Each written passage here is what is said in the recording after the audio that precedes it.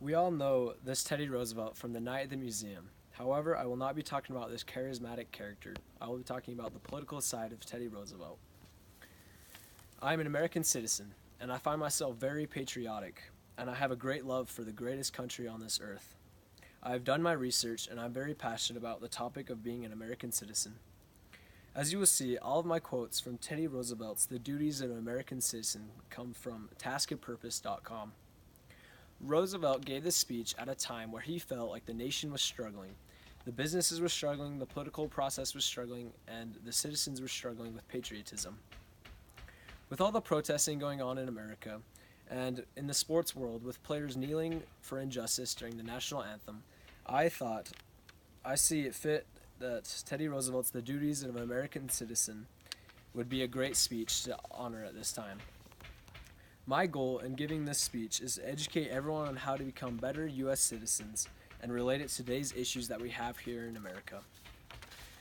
My main points I will be speaking on how to be a good citizen are being a good person, defending our nation, engaging in politics, having a civic responsibility, taking part in the political process, and being a watchdog.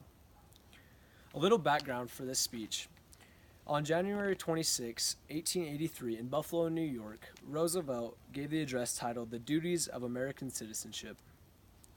He gave this speech to inspire the nation, to lift up and challenge the citizens to rise up and be better. He was tired of the way politics were running, and he was tired of the way businesses were running. He gave guidelines and steps on how to become a better U.S. citizen. Teddy Roosevelt gave some rules on the duties of the American citizen, and I would like to relate those steps. With our country kind of on the downhill when it comes to being unified, here are 6 steps on how to become a better U.S. citizen. Number 1. You have to be a good person to be a good citizen. Roosevelt says, the first essential for a man's being a good citizen is his possession of the home virtues of which we think when we call a man by the emphatic adjective of manly. No man can be a good citizen who is not a good husband and a good father, who is not honest in his dealings with other men and women, faithful to his friends, and fearless in the presence of his foes. Close quote. My thinking is you have to take care of your home life before you can take on the problems of our country.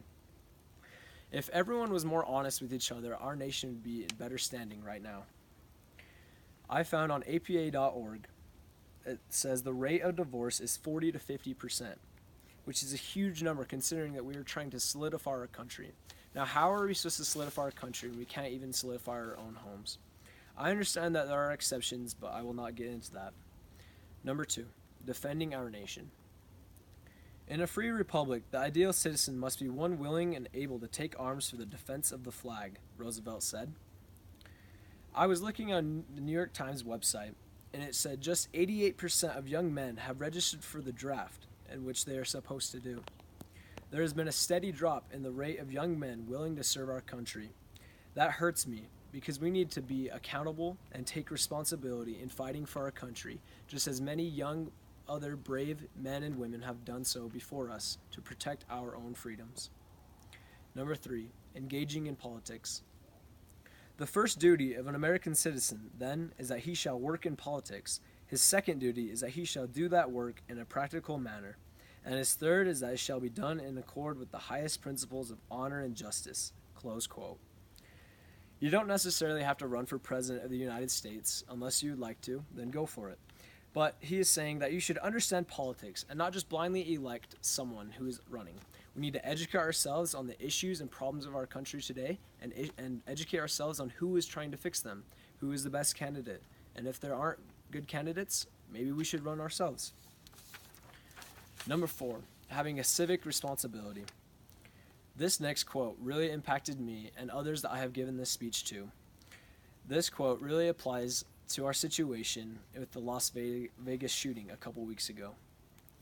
Teddy Roosevelt said, "It ought to be axiomatic in this country that every man must devote a reasonable share of his time to doing his duty in the political life of the community." This is where it gets good. Insofar as the community grows to think rightly, it will likewise grow to regard the young man of means who shirks his duty to the state in time of peace as being only 1 degree worse than the man who thus shirks it in time of war. Close quote. It's pretty cool that we all step up during times of war and struggle, and I really appreciate that. But why are we not stepping up in times of peace? Why do we have to wait for something bad to happen like the Las Vegas shooting to come together as a community and as a nation? Number 5, taking part in the political process. The people who say they have not time to attend to politics are simply saying that they are unfit to live in a free community. Wow, this is an amazing statement by Teddy Roosevelt. It's saying it really doesn't take long to vote on an issue. Why wouldn't you vote? Every American has the right to vote. That's why we live in a free democracy where the system runs on us voting and speaking out and using our voice. Number 6, being a watchdog. It is the duty of all citizens, irrespective of party, to denounce and, so far as maybe to punish crimes against the public on the part of politicians or officials, is what Teddy Roosevelt said. To keep our country and communities safe, we must be willing to call the police on others and to keep an eye out in our communities. As American citizens, it is our job to help out the great men and women who serve in our communities, in my opinion. To conclude my great speech on the duties of American citizenship by Teddy Roosevelt, I would like to say just a few words. I really enjoyed reading this speech, and it has taught me how to be a better citizen living in the greatest country on earth. Teddy Roosevelt's speech was a great example of a speech all of us should turn to when we need an example of an incredible speech. I think if we can start to apply these rules and principles into our daily lives, that over time our country will come together and continue to be the greatest country on earth. In summary, being a good person, defending our nation, engaging in politics, having civic responsibility, taking part in the political process, and being a watchdog are steps that will help us be better U.S. citizens. Thank you for your time and for stepping up as American citizens.